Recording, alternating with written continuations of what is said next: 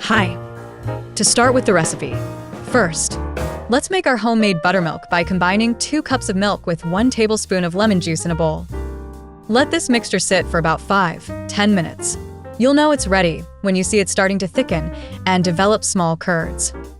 This creates the perfect tangy base for our pancakes. In a large bowl, we're going to whisk together our dry ingredients: 2 cups of all-purpose flour, 2 tablespoons of sugar, 2 teaspoons of baking powder, 1/2 teaspoon of baking soda, and 1/2 teaspoon of salt.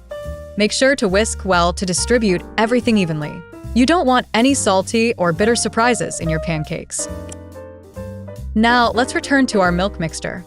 Add 1 large egg and 3 tablespoons of melted unsalted butter to it. Whisk everything together until well combined. You're looking for a smooth, uniform mixture without any streaks of egg visible. This is what will make our pancakes rich and tender. Here comes a crucial step: combining wet and dry ingredients. Pour the wet mixture into the dry ingredients and gently fold them together. The key word here is gently. You want to mix just until you don't see any dry flour, but still see some lumps. Those lumps are your friends. They'll give you fluffy pancakes. Time to add our 1 cup of blueberries. Fold them in very gently. We don't want to break them and turn our batter purple. Just a few careful folds will do the trick. You'll know you've done it right when the blueberries are evenly distributed, but still whole. Let's get our stainless steel skillet ready. Heat it over medium heat and add 2 teaspoons of vegetable oil. Here's a pro tip.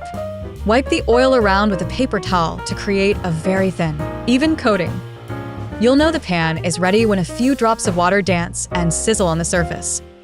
By the way, since many of you ask about this non-stick frying pan that I use, after trying several, I found one that really makes a difference. I'll leave a link in the video description in case you're interested. Now, for the fun part.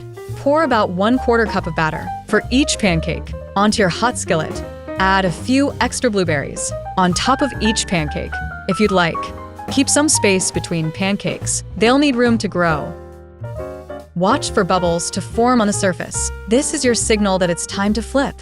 It usually takes about 2–3 minutes. When you see bubbles forming and popping, leaving little holes that stay open, it's time to flip.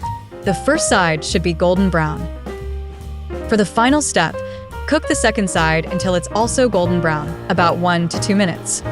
Serve these beauties immediately while they're hot and fluffy. A stack of warm, blueberry-studded pancakes is just begging for a drizzle of maple syrup. And that's how you make this delicious recipe. If you enjoyed it, don't forget to subscribe to the channel for more recipes like this one. Bye.